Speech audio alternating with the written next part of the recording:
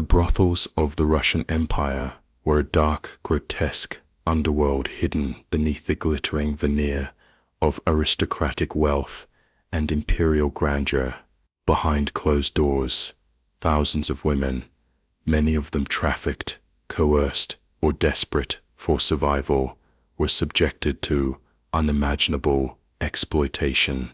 These dens of vice were rife with disease, violence, corruption, and a complete disregard for human dignity. The world of Russian brothels during the 18th and 19th centuries was not one of glamour or luxury, but rather one of filth, suffering, and degradation.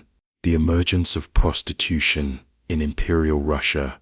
Prostitution had existed in Russia for centuries, but it became more institutionalized as urbanization increased. The rise of major cities like St. Petersburg and Moscow saw a growing population of workers, military personnel, and aristocrats, all of whom contributed to the booming sex trade.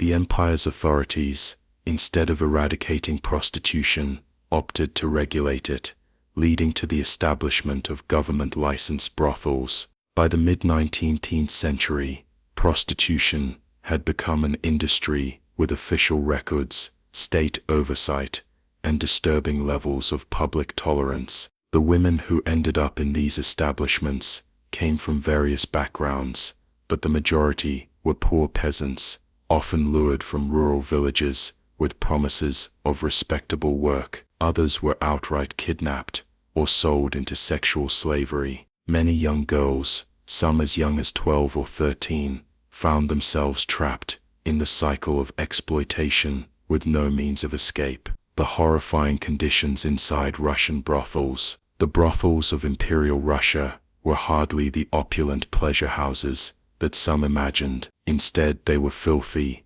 overcrowded, and disease-ridden. Women were crammed into tiny, squalid rooms, sometimes forced to service dozens of men a day. Hygiene was virtually non-existent.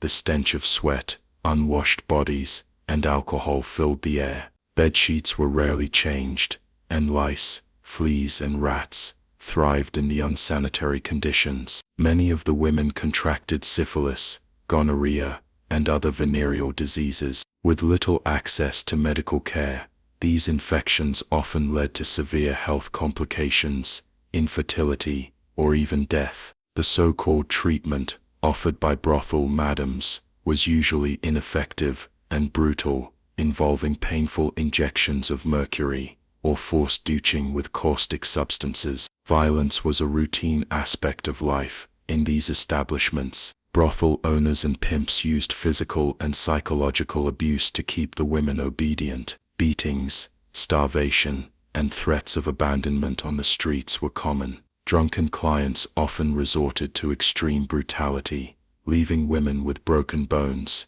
facial disfigurements, and permanent trauma. Suicide was tragically frequent among prostitutes, as many saw no other way to escape their torment. The role of the authorities, regulation, and corruption. Rather than abolishing prostitution, the Russian Empire sought to control it through state-regulated brothels. A law passed in 1843 mandated that all prostitutes be registered with the police, undergo regular medical examinations, and carry a yellow ticket, an official document identifying them as sex workers. This measure, while meant to prevent the spread of disease, only served to further stigmatize the women, making it nearly impossible for them to leave the profession. The police, far from being protectors, often acted as enforcers of the brutal system. Bribery was rampant, and many officers profited from the brothels, turning a blind eye to underage girls or the most appalling abuses. Some police officials even ran their own brothels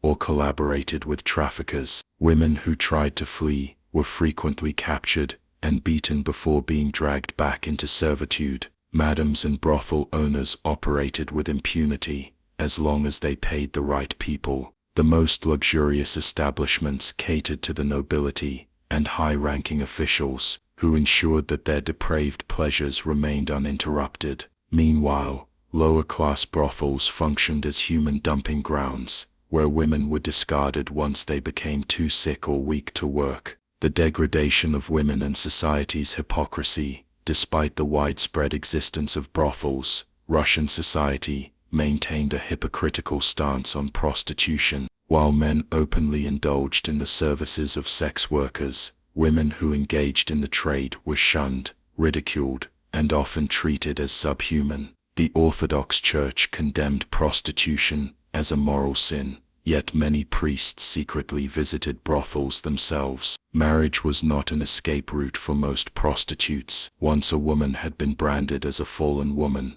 her chances of securing a respectable future were nearly non-existent. Even those who managed to leave the brothels found themselves with no employment prospects, no family support, and no social standing. Many ended up returning to the very life they had desperately tried to escape. The path to reform, a slow and painful change. By the late 19th and early 20th centuries, reformers began calling for changes in how the Russian Empire handled prostitution. Writers, activists, and even some members of the nobility started exposing the horrors of the brothels, pushing for better conditions, and ultimately, the abolition of the system. One of the most famous critics of the sex trade was Leo Tolstoy, who wrote extensively about the moral decay brought about by prostitution. He saw the industry as a symptom of a deeper societal rot, one fueled by inequality, corruption, and the exploitation of the weak by the powerful. However, meaningful change only came with the Russian Revolution. When the Bolsheviks seized power in 1917, they officially abolished state-regulated prostitution. While this did not end the practice entirely, it dismantled much of the corrupt system that had profited from the suffering of women for centuries. Conclusion: the brothels of the Russian Empire were some of the most horrifying places in its history, where human suffering was turned into profit and pleasure for the powerful. Women, often young and desperate, were trapped in a vicious cycle of abuse, disease, and violence, with little hope of escape. Corrupt authorities, societal hypocrisy, and an indifferent aristocracy allowed the system to flourish for decades. Although the abolition of state-regulated prostitution after the Russian Revolution marked a significant step forward, the legacy of exploitation lingered. The history of Russian brothels serves as a grim reminder of what happens when a society devalues human dignity and turns a blind eye to the suffering of its most vulnerable members.